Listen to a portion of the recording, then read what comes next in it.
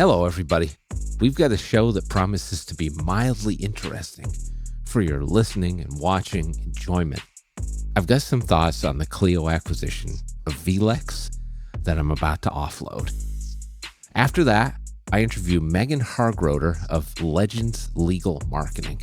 Then, Megan completely derails the counter program by introducing an entirely new theme as we discuss commonly misunderstood song lyrics. Now, let's get real with some hardcore legal tech analysis.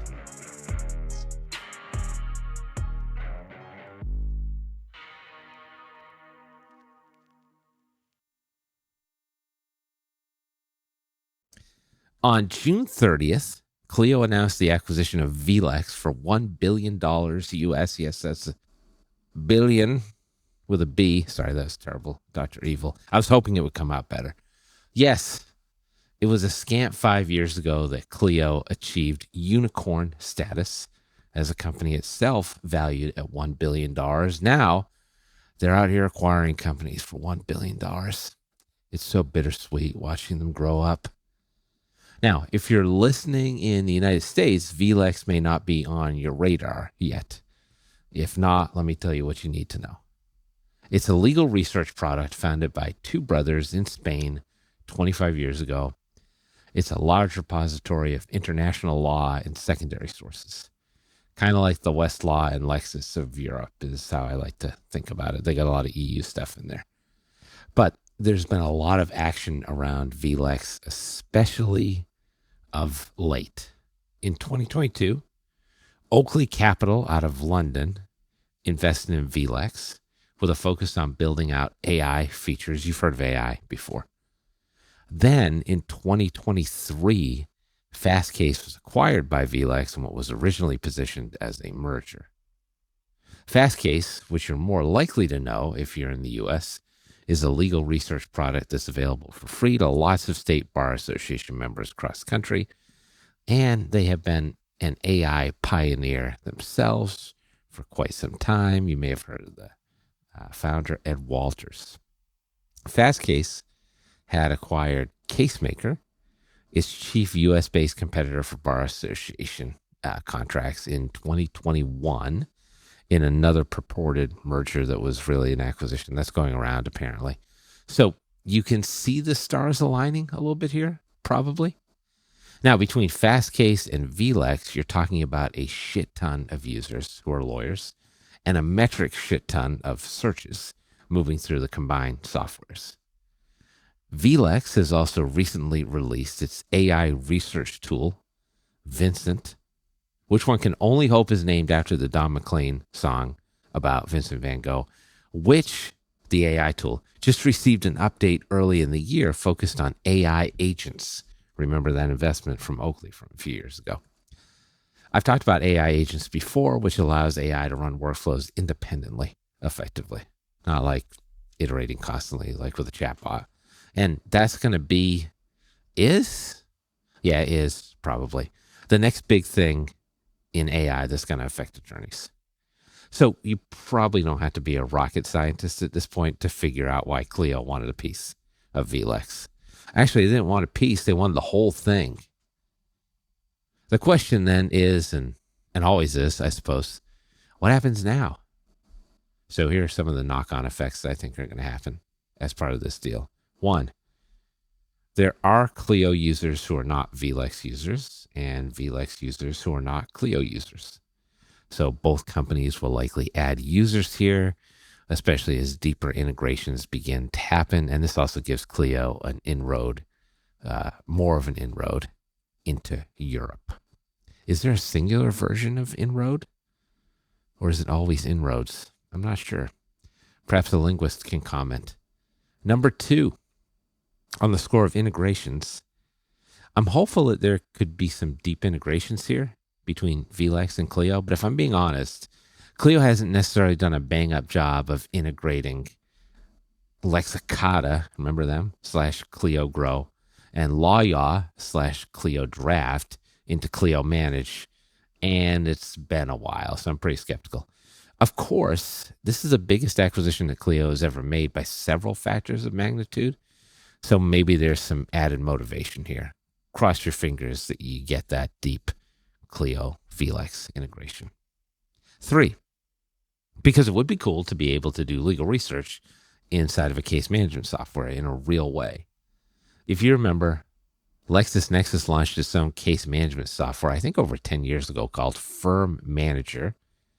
That's now defunct. They shuttered that, if you even remember it. And Thomson Reuters is still chugging along with this LPM software called Firm Central, but I don't know a single person who uses that. So perhaps the way to do this is build a research engine into a case management software and not vice versa. Have the LPM folks maybe be the driving force for innovation and structural management? Perhaps. I guess we'll see what this combination looks like when it's done the other way. 4, legal research has generally been more advanced in AI as a vertical than legal practice management has been as vertical. Legal research tools and e-discovery products have been in AI for forever and have probably the most advanced tools, in my humble opinion. This acquisition likely opens up more AI features inside of Clio, which will improve their overlay software Duo, which could do a whole lot more than it does right now, as well as probably introducing AI agents into the platform more quickly and effectively. And maybe that's the biggest deal we're talking about, adding rocket fuel to the Clio AI features. Rocket fuel. God damn. I'm such a pretentious ass. 5. Anywho, I'm interested to see if someone / some company / combination tries to follow in the footsteps of this transaction. Like Filevine or Finipay, off the top of my head, would probably be able to acquire a research engine if they wanted to, but likely not Lexis or West or Bloomberg. So nothing even close to approaching as big as what vLex is. So Clio seemed to jump the market here, which is pretty smart. But there's another pathway, which is that Lexis drives back into the LPM space and acquires a provider. Or maybe Thomson drops Firm Central or folds it into the acquisition of another LPM software with a far more significant user base. Previously, they built law practice management software. Maybe they could buy and see how that goes. We'll see how things shake out. So basically, I'm asking, does this start a run on LPM / legal research combinations? Again, we shall see. 6, and last, I still think, as I mentioned before, that Clio's gearing up to start selling services to legal consumers. I think a lot of legal tech vendors are potentially buying or founding law firms as alternative business structures become a more accepted practice, are more regularly allowed across more American jurisdictions. That's happening now in the U.S. It's happened internationally and been happening internationally for a while now. And acquiring a larger user base as well as legal research tools with AI features that can be made accessible to legal consumers is not exactly out of line with that plan that I know they have. I don't know shit. I'm just speculating. We'll have somebody from Clio on the show soon who's only going to want to talk about like 30% of what I just said, but that's all right. Now, I'm not going to tell you who it is yet, but I can't tell you it's not Jack Newton. Though, Jack, feel free to give me a call, man, if you want to come on. My cell number hasn't changed since 2006. Next up, because I don't know Jack, we've got Megan Hargroder of Legends Legal Marketing, who's talking with us about website design and maintenance and tattoos. Maybe I'll finally get a tattoo. Narrator? No, he won't.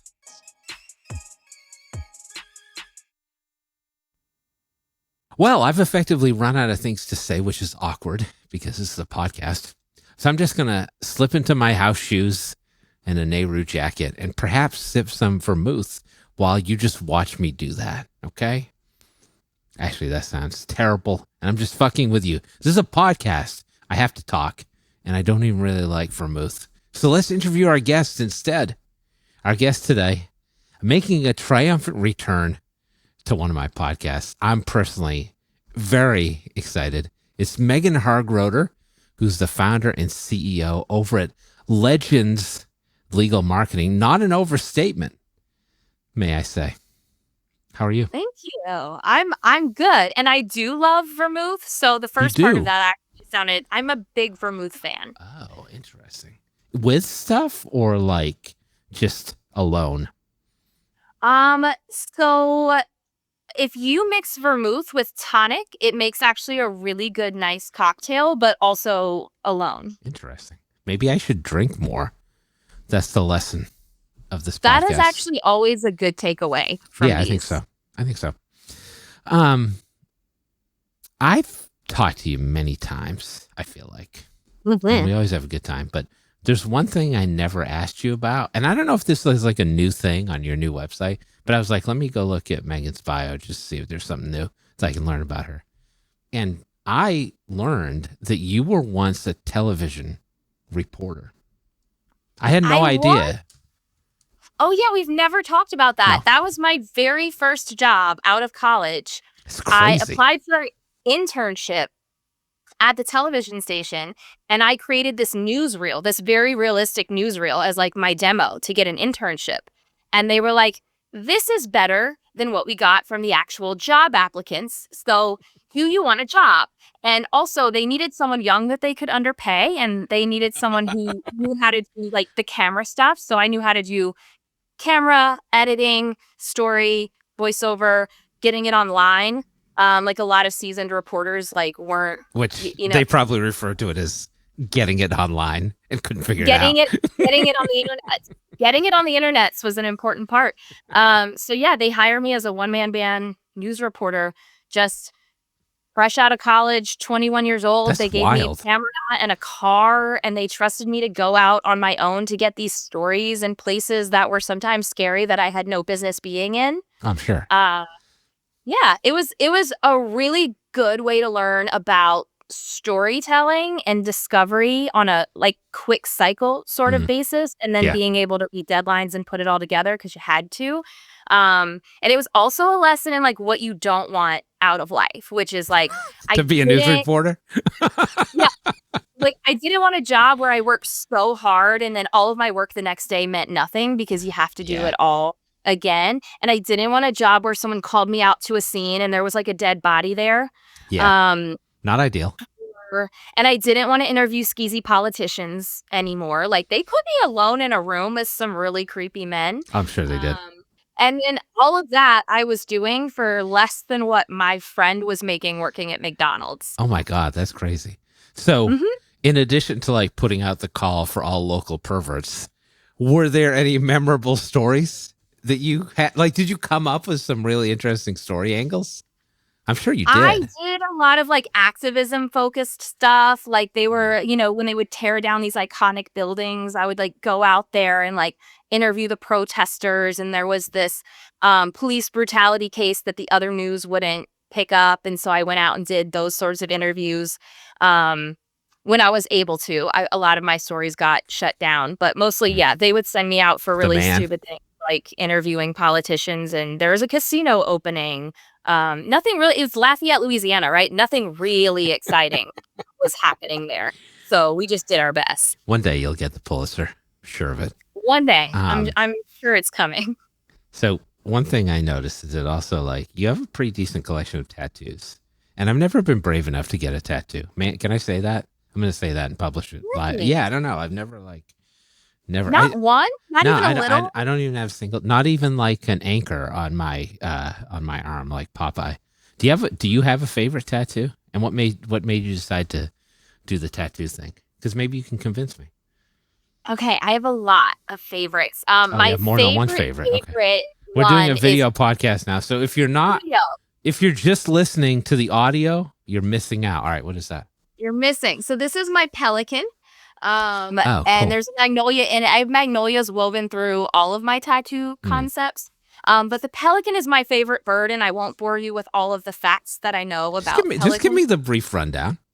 Um, they live a long time. They live to be like 40 years old. Oh my God, And their beaks can hold more food than their stomachs can, which is really interesting too. it's crazy. And they're just really cool, regal birds. And they're not like it's not often that you see them up close, but I've had a couple of really amazing close encounters with them, Really, and they're huge. They're just like majestic. So On purpose or? yeah, when I was living in Slidell, I was in my yard and a pelican flew into my yard. We lived on the canal and it was just Huh. like 4 feet away from me and we just looked at each other for a really long time. That's it. And then one of It you was stopped it was staring. it was like he was my size, like he was huge. And so I just sat down and he was just standing there. We just looked at each other and then everything else is pretty Magnolia themed too. So yeah, okay. So that's interesting. You get themes. I didn't realize that. But like what would you get if you were gonna get a See, I tattoo? don't know. It's supposed to be something you like, right? Yeah, I feel like you have so many interests. I know. I don't know. I would have a hard time deciding. I might have to will it down. People like the turtle picture behind me. That my A daughter did turtle would that. be good. Maybe I'll get like a turtle, like one of those sea turtles, like the big sea turtles that you see in Hawaii. All right, I'll work on that. Let's talk about your company, shall we? Oh yeah, let's get to that. You've been in the marketing space for a while, and I think the name, if I have this right, I think the name of the firm used to be Conversations Digital. Is that right? It did. We started as a social media company called Conversations Digital and then switched to a legal marketing kind of full service Well, that's what I setup. was going to ask you. So you rebranded. Now you're Legends Legal Marketing. Cool name. So Thanks. how did you come up with that? And was that based solely on this switch to kind of like a broader program model? The name switch was purely based on the like identity slash aspirational identity of my clients, like the really good clients. There's all Mm, kinds of lawyers out there, but the ones that I in particular really like to work with tend to be trial lawyers. They tend to be lawyers who are really passionate about storytelling and continuing education and mm. like being the best that they can be. And they almost always like bring something to the table that other lawyers don't. They're not lazy. Okay. They're just my clients are amazing lawyers. They are not lazy people. They're not just in it for the money. They're in it for a purpose.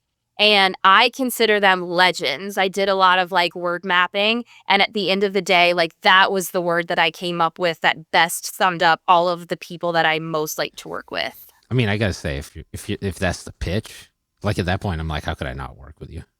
Really? Right. Like I want to be a legend. Unless you're a shitty lawyer and you're Yeah. like, that's not me. You And go, I'm like, great, let's not waste each other's time. go go find shithead legal marketing and go work Yeah, with them. there's a lot of companies, and I won't say any of them, but they love working You with can. lawyers. There's some bad marketing agencies out there. We're not going to I put the agree. karma out there. Everyone knows it are. So what is it that because you started off with the social media piece of it. What do you do now? I know you do some branding stuff, you do some website design. Like, what's the full suite of services you guys offer at this point? It really starts with the website. The foundation for success with legal marketing always starts with the website. Having a solid SEO foundation, having really clear messaging and branding's everything from your logo and your colors and your fonts to your photos. People don't realize photos are a big part of their branding, but Oh yeah. someone came to me and he's like, I keep getting these skeezy calls. And I'm like, yeah, like look at you on your website. Your hair's all slicked back. You're in like the weirdest suit ever. You've got like casino dice as your image. Like this isn't giving trust to me. This is giving the Really? opposite of Gambling? trust. No. Right. It's like people keep calling me about these BS casino accidents. And I was like, yeah, they do. You are marketing to them perfectly. So everything from your branding to your messaging and like all of that is really important to your overall success. So we always start foundationally at the website. I very rarely work with people who come to me with a website Yeah, that makes and they're sense. like, can you just market this? And it's happened once or twice. People come in and they have a good website, but I rarely see something really good at the quality that we build it. So, and especially now, all the rules keep changing. Yeah. And, my company's small and we constantly adapt and we meet every week to be like, what's new? Whereas a larger company can't pivot so quickly. So they're getting hit a little harder by these Google algorithm changes and all of these I other. do want to talk about that, but let's not do it right now. Well, Okay. I will say, I think your website's really creative. And Thank you. whenever I send people your way, I'm always like, be prepared for a creativity overflow. Because a lot of websites are the same. And your stuff is pretty Yeah. unique. And I'm not just Well, saying that. Like, they are beautiful. They're objectively beautiful, which is what brings people in, but they're also representative of the lawyer. Like, it is yeah, very, very common for us to get feedback from our clients that people close to them read their biographies, for example, and had emotional responses to them. That is a really common reaction that we get, is that it's so the reason it's not the same as everyone else's is because it's not cookie cutter. We're going through an intense discovery process and it's yeah, designed around that person. So some of them I like better than others, right? And some of them give us a little more creative freedom and some of them are a little bit more open and vulnerable. But you yeah. can tell by looking at the websites who went all in with their vulnerability, who was like, take this to the max. This is who I am. Like, blast it. It's very, very obvious who does that. Turn it up to 11. Now, Yes. with respect to so you kind of niche down to lawyers, obviously. Mhm. What made you decide to do that? Because I've done the same thing, obviously. So I was working with so many industries that it was exhausting to keep up with. Yeah. And I just did the 80-20 rule. Like, who are my best clients? Who's paying their bills on time? Who's not calling me on the weekend? And who am I consistently wowing? And that was all lawyers. And one of the things is like, I want my work to be really great, right? I want to be better than my competitors. So the fact that for legal marketing, in my opinion, the bar is so low, like, because no one's trying that hard. Um, The bar is just really low. trying, right? Yeah, just trying and doing Just your best making a modicum of effort. Yes. you're able to succeed every time because marketing and SEO is completely relative to competition. So in order to succeed, you just do better than the other guy, which Yeah. just requires a little effort. And so it's so nice to be able to just deliver each time. Yeah. Not like, I think people think like lawyers are super savvy about marketing. A lot of them are not. However, They're not. They just flush money down the toilet and they're so good at it. Lawyers are just like, here's a stack of hundreds, flush it down the toilet. Let's do whatever, because they are the biggest spenders of marketing dollars. And, you know, they're not marketing savvy. So they think like spending money equals making money. yeah. And sometimes it does, but spending money the right way equals making money. And a lot of lawyers are like, let me give you a lot of money so that I can offload this to you. And now I don't have to worry about it anymore. Exactly. Which is a recipe for disaster. Without giving away your best secrets, what do you think is like table stakes for a modern website at this point, summer 2025? Jared, you know I'm always happy to give away all of my secrets because at the end of the day, it's not the what, it's the how, and it's the actual. All right, give away your doing. best secrets then, if you must. Yeah. So, I guess it's fresh because I'm actually almost finished writing a book about all of No way. this. Oh my God. Can you tell us what it's called? It's called Trust is the Strategy. Oh, And nice. the idea is that legal marketing, a lot of lawyers don't realize people don't trust lawyers. So when you get organic traffic to your website, the number one job your website has to do is build trust with that person. And that is the most difficult thing to do. So the idea is, what if every single piece of your marketing was just focused on building trust with people, what that looks like? And so that's what we do for our clients. And that's why it's not just about getting them more traffic. We get a lot of traffic from the SEO, but you can get a lot of traffic and then not get a lot of phone calls. So it's what's making people call you. So having a really, here's one trick. It's not a trick. It's just a known fact that it's effective. The homepage of your website. If you have a generic image on the homepage of the website, it is going to convert at half or less the rate than if you have a photo of the attorney on the top of your homepage. 100% of the time, I've A/B tested this so many times over the past decade. Whenever someone comes to me for the first time, they're like, I need more leads, and they have a cityscape on their background. The first thing I do, and the only thing I do to start, is put their photo back there. And then I check in with them in a month, and they're like, I'm getting more calls. I'm like, yeah, you're like, yes, you are. I know. Absolutely. That's a good one. That's a good one. I also think like that's not, some of that is strategy, but then I also think that a lot of lawyers, like, they don't want to be upfront. Like, they don't want to be the face of anything. They don't, and that's where, like, the therapist part of my role comes into play, Yeah. because a lot of what I do is talking to people about, like, why don't you wanna be the face? And there's usually a few different reasons. Sometimes it's because they wanna scale their firm and they don't want everyone to just be coming to them, right? But Yeah. there's a lot of examples of people being the face of a firm. In LA here, we have Sweet James. No one's going to be working with Sweet James. We don't even know Sweet James's last name, but no one's going to be working with him, right? You're working with someone on his team, but he is the face. He's in the commercials. He's on the website. It's you becoming a brand that represents your firm. I've heard of this firm before. Is that the dude's actual name? Sweet James? Like he Yeah, plays for the Harlem Globetrotters or something like that? Yeah, I don't remember his last name. He got more famous because his wife was on The Real Housewives. They're not married anymore. Oh my God. It was a really intense breakup. They made him look really bad on the show, but his firm's doing great. But that's why you don't go on The Real Housewives. We've explored this in detail at the show before, believe it or not. We've had one of the cast members on, and it sounds like just a Really? complete shit show. Yeah. No, thank you. Hard pass. It's never really made anyone look good. Like, I no know. one's like, Why would "Oh, you do that? Yeah. everyone loves me." Like the reality show producers are really going to help me with my image. No, probably not. Other tips, other thoughts? That's a good one. So one of the things that I think is important for people to be aware of is the role of AI now in search. Okay. Can we Um, talk about that? Because that shit is yeah. changing like lightning. That's quick. It's changing very fast, yes, but the foundational principles of building intentionally and with integrity still apply here. So, for example, all these AI Google algorithm hits that have like tanked a lot of law firm websites haven't affected any of the sites that we have built so far. Right. Great. We're ready to pivot if they do. Yeah. But they haven't affected it because everything is structurally set up correct. The content is all unique. The content is broken up. Even just think about how you like to read. You don't want to read a block paragraph that's like this long. You want to read things in snippets and really like 1-line, 2-line sentences so that your eyes can continue to scan.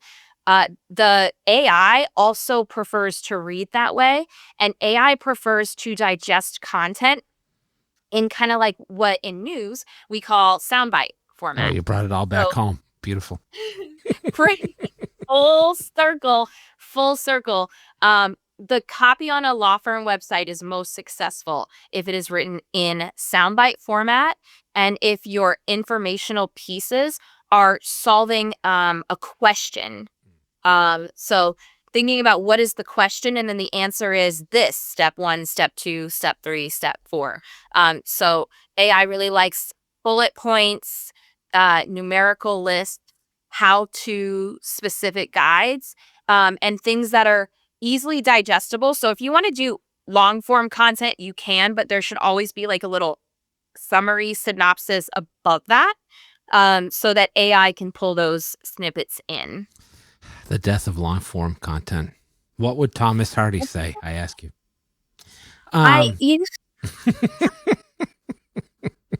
So part of that's like how you build the content. Part of that's how you structure the website. So really like so I think the people who do website design intelligently are the ones who are like, okay, how is this going to play in SEO? And you're clearly doing that. Yeah. And the buzzword now is, have you heard LLMs? Yeah. You want to talk about large language models for people who are who don't partake. Feel free to expand on that. Large language models. Well, it's just a really important term to know at this point because it's coming up a lot.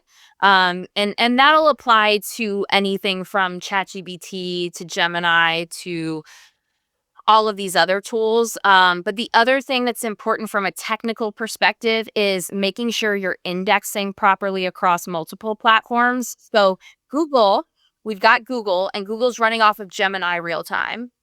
ChatGPT is kind of fighting to get in with there, but Google's like, you can't have the real time. So ChatGPT is mostly running off of Bing data. And apparently some people do use Bing browsers. It's crazy. Yeah, losers People do. are doing that. So it's important to make sure that all of your stuff is indexed properly through both Google and and Yahoo too. Just may as well throw that in for good measure. But making sure everything's set up properly, because it's Bing that's going to give you the ChatGPT leverage, and then it's going to be Google that's going to give you the Gemini leverage, which Gemini is also baked into the actual Google search itself. So that is Gemini AI that's popping up at the top whenever you get AI results in a Google search. I love how ChatGPT has made Bing search relevant again. What a time to be alive.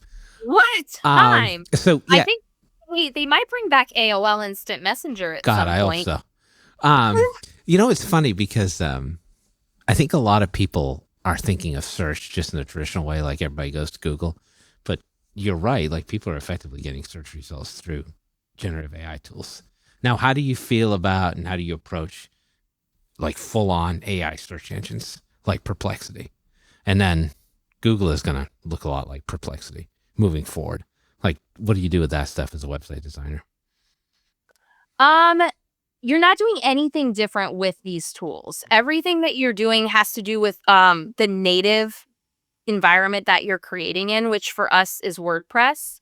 And then indexing, and then, well, okay, actually, there's a whole separate component, which is online reviews. So let's just say I've got the app for ChatGPT or Gemini or any of these on my phone, because people are now just searching through AI apps Right. versus going to Yeah, Safari and they're like. doing the in-app search rather than getting on the search engine. Yeah. And this is where it's important for lawyers, because I may say, like, who's the top divorce lawyer in Austin, Texas? Right. Right? How do you get in those results? Yes. Is the Yes. question. And the answer is actually largely based on reviews. So all of these language models are going to be primarily looking at reviews across the board. Google reviews are still carrying the most weight for now, but Yelp reviews do play a factor in this, and other listing-based sites that have public reviews as well. So like, don't discount your Avo reviews. Like, that's another thing that a lot of people aren't like really doing that anymore, but going do peer reviews on Avo so you can get more peer reviews on Avo is still a really good way to amp up your reviews. So reviews is a huge thing. The way that your site is indexed is a huge thing. And I'm hesitant to say this because it's sort of an come ethics. on. Now you got to say it. Say it anyway. Okay. I'm not saying I'm recommending this because Don't, just to be clear, don't do this. Now go ahead. don't do this thing that could possibly help you out a lot. So there's a legal ethics rule that says that you cannot state that your firm is the best Yes. firm. But if you weave that strategically a little bit into your metadata, it does help with whenever someone's using an LLM to search for best whatever. That's what people look for. Yeah. And the ethical hack around that is to apply for awards that have the word best in them. Yes. Because if someone else calls you the best, it's okay. And then make sure you're using plain text version of that within and throughout your site that you got that award. And so then that'll help you pop up for the keyword best. That is my biggest secret tip / use it carefully. Because there are a ton of awards out there for lawyers. Many of them featuring the term best. $200 to get an award for pretty much anything. Oh, I know. It's crazy. All right. So we talked a little bit about performance. This has been great. Now, what are you thinking? What do you look at in terms of metrics? Because I feel like this is a stumbling block for a lot of people. Like they'll go into like Google Analytics or whatever, and they'll be like, fuck, I can't understand any of this. Like, and then some of his vanity metrics, because they don't necessarily lead to conversion. So what do you tell people to look at? My model's a little bit different because my clients, I would hope so. Yeah. Well, my clients are on we call it 10X program. Okay. So most marketers at most will say that they deliver a 5X ROI. My you were company, like, fuck it, we're doubling it. We're doing 10. Yes, exactly. Fuck 5. We are doing 10X. And again, it's not promised as a guarantee in my contract because you never know what could happen, but everyone's getting that. And if someone falls below, we have contingencies and stuff to bump them back up. But 10x is what we're tracking. So we use an algorithm based on your average case rate, your average close rate, and what the total amount for that month would be, like that the goal. So that essentially it's 10x what you're paying us Yeah. / your marketing budget. Yep. And that number is our metric. So maybe that is 20 leads per month. Maybe that's 100 leads Right. per So month. you make it Whatever firm dependent, which I think is smart. Exactly. Everyone has their own metric, and we track those very carefully. So that is, to me, that is the only metric that actually matters to the client because it's cases. What did you Right. hire me for? Cases. Did you hire me for impressions? No. You don't know what those mean. You don't care about them, and neither do I. So cases is what we're tracking. The other thing I do look at, because this is important in the event that there's a dip or something that we need to evaluate, is total traffic. And then we look at total traffic per number of leads so that we can, over time, say the leads were this percentage of traffic. And then if we see, for example, traffic's actually really high, but leads went down. What is that problem? That's a conversion problem. Yeah. So then we're addressing a conversion problem, not an SEO problem, and vice versa sometimes. So there's metrics that we look at if there are a problem. I think analytics are a tool for deep dives for if you're looking to make improvements on some level. But metrics wise, there's not a whole lot in Google Analytics that the client cares about, That's right? great. Everyone's excited. Like, I get to avoid Google Analytics entirely. Beautiful. What? You don't have to do it. We do it for you. One cool thing to look at is top content. So if you're posting blogs or you have some pages, it's good to know like what's getting the most traffic and what's getting the most viable traffic that's actually generating leads. Yeah. Because those are the pages you want to go back into and continue to update, because Google/LLMs are also indexing, oh, this was updated. Updated means it probably has the newest, most relevant information on it, meaning it is the most relevant, and then they're more likely to show those results. Right. Now, I may not know what an impression is, but I've been very impressed by your wisdom and knowledge. Thank you for coming on, as always. Thank you for having me on. But we're not done yet. Will you hang around for another segment? I will. Does it involve Tom Petty? Maybe. I'm ready. Take a big swig. That's coming up next. Welcome to the Counter Program. It's a podcast within a podcast. This is a conversational space where we can address usually unrelated topics that I want to explore at greater depth with my guests. Expect no rhyme and very little reason. Now, Megan, you've been dancing around this topic a little bit. Evan was telling me you had dancing clothes if necessary. You talked about Tom Petty before we left, because last time we did a podcast together, I did a little Tom Petty thing. And I believe we're both Tom Petty fans, I think. We are. Okay. Good people. I want to do a little something different this time, but it is musical related. And although you can't dance, you could dance. I would never want to stop anyone from dancing. You may be able to sing. I'm not to sing. Okay. I just can't. Don't sing. Don't sing. Never mind. So today, I've got a new game for us. It's the first time I've ever done it. And it's called, so you're the guinea pig, and it's called Don't Let Me Be Misunderstood. Here's how it works. I'm going to relay a commonly misunderstood song lyric. I'm even going to give you the name of the band and the song. Okay. And all you have to do is tell me what the actual lyric says. Commonly misunderstood. I feel like you might crush this, because I'm feeling good about it. Yeah. Okay. Are you a lyrics person? I am a lyrics person. Okay. I'm also like a metaphor person, so I feel like I'm ready for this. This is like right up your alley, storytelling. I'm afraid these might be too easy, but we're going to go with it anyway. The first lyric is, wrapped up like a douche, another rumor in the night. Bruce Springsteen, Blinded by the Light, also covered by Manfred Mann's Earth Band. Commonly misheard, misunderstood lyric. What is the actual lyric? So I've heard a lot of interpretations of this one, including like a not PG You can related. go not PG if you wish, but you don't have to. I've got the actual lyric ready for you, but go on, please.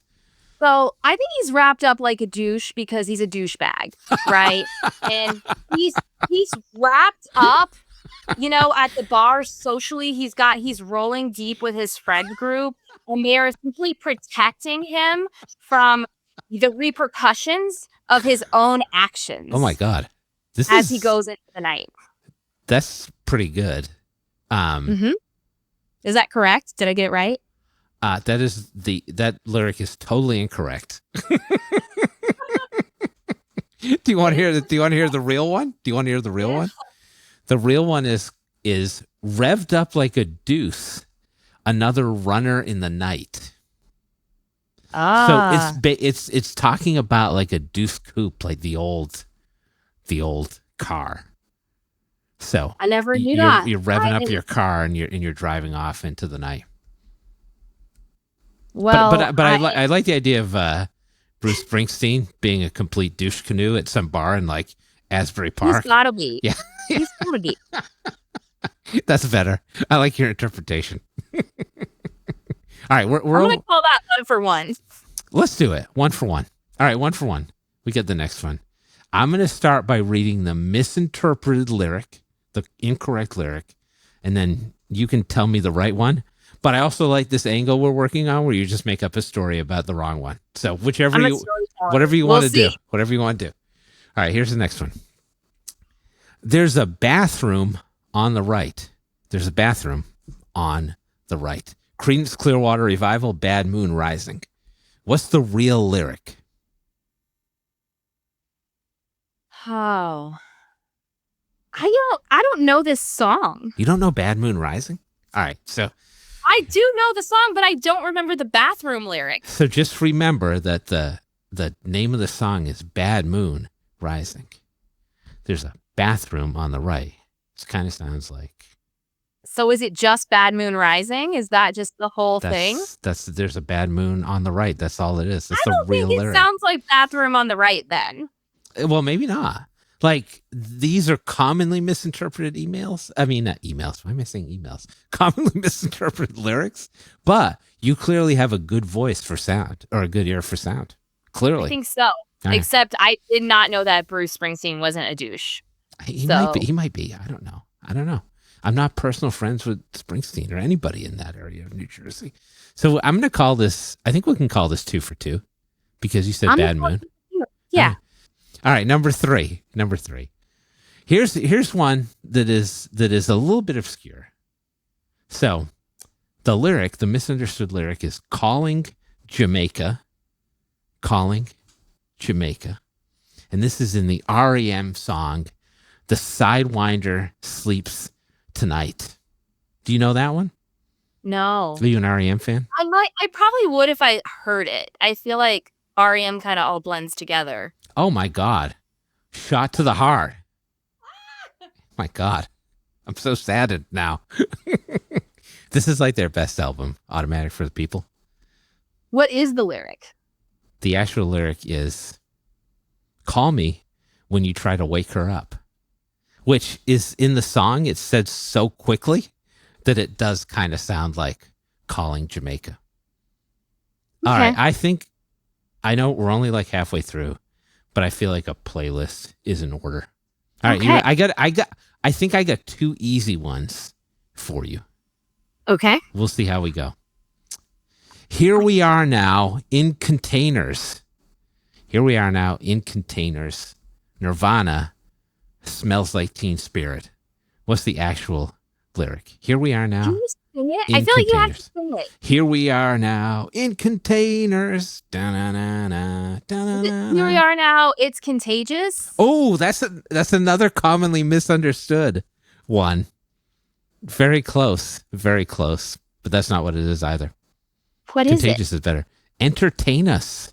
That's how the song goes. Here we are now. Entertain us. Ah. But there's a lot of misunderstood lyrics in Smells Like Teen Spirit, as you might imagine. Like pretty much every lyric. All right, Let's do another one. That was good. We're getting closer. Let's do another one that I think is like commonly. This is a common one. Excuse me while I kiss this guy. Not me literally, but excuse me while I kiss this guy. Jimi Hendrix, Purple Haze. What is the actual lyric? Excuse me while I kiss this guy. Is it the sky instead of this guy? Yes. It is the sky. Well done. Yeah. All right. Got two more fun ones for you. I like my version better where we break down the meaning of the lyric. I do too, actually. So let's do that for these last two. Okay. But you could also make a guess. You could do both. Don't Bring Me Down, Bruce, Electric Light Orchestra. Don't Bring Me Down. Do you know this one? He's like, don't bring me down. Yeah. And then he goes, Bruce. Yeah. So, yeah, I mean, that is obviously like Bruce is a little bitch, and he is always running around bringing people down. And this guy's like, I have had it, Bruce. I am writing an entire song about you and asking you not to bring me down anymore. Bruce Springsteen catching so many strays in this podcast. So many. Only it's not Bruce. Okay, this is funny. It's not even a name at all. So Jeff Lynne, who wrote the song, he's the lead singer of Electric Light Orchestra. He was like, I just made up a word because there was a break in the song. So the actual word he yells is Groose, which is not even a word. Oh my God. I have a friend who their last name is Bruce. And so I am actually going to play this song at them this week. They're going to be devastated. So I probably. Jeff Lynne said, when I was singing it, there was a gap in the vocals. So I just shouted out Groose, which is like the most anticlimactic story ever. The worst. Absolute worst. I got one more for you, and I'm excited about this. I like how we've converted this segment just entirely in the middle of it. Yeah. I got one more lyric for you, and I'm excited to hear the story you can tell around it. Hold me closer, Tony Danza. Hold me closer, Tony Danza. Well, Elton John's Tiny Dancer. Obviously, Tiny Dancer. This is obviously a Hold Me Closer, Tiny Dancer, but also interpreted based on, lots of things as Hold Me Closer, Tony Danza, who at one point was something of a heartthrob who you would want to be held closely by. Super heartthrob back in the day. Taxi, all the way through Who's the Boss, I would say. Who wouldn't want to be held tightly by Tony Danza? I mean, honestly. So, I mean, that was pretty good. You didn't even need to really stretch to tell that story. Well done. This was fun. The lyrics tell their own stories. So next time we're going to have story time with Megan Hargroder, where I'm just going to say random shit, and she's going to come up with stories, which is kind of what we did just now. I'll give you a whole backstory on anything with very limited information. Amazing. Confidently. That's why you're such a great podcast guest. Thanks for coming back. We're going to have you back on at some point. Yeah, thank you for having me. This was fun. Good to see you again. Same. We'll talk soon. Thanks to our guest, Megan Hargroder of Legends Legal Marketing. To learn more about Megan and Legends, she's a legend herself, of course, visit legendslegalmarketing.com. That's legendslegalmarketing.com. Check them out. Now, because I'll always be a 90s kid, wondering why the dude from Crash Test Dummies who looks like one of Adam Sandler's friends, the one who buys the lion in Grandma's Boy, is doing that weird thing with his voice, whose true passion is burning CDs for anyone who would listen. I'm now just doing the modern version of that, which is creating Spotify playlists for every podcast episode that I record, where the songs are tangentially related to an episode topic. This week, I suppose they're directly related to an episode topic, as our playlist features songs with misunderstood lyrics. See, we're consistent. It's sponsored by General Electric, because we'd be cooking on this show. Now, hold up. Let me cook. I'm just kidding. By the way, General Electric hasn't sponsored shit. Do I look like Ronald Reagan to you? But I wish they would. Hit me up.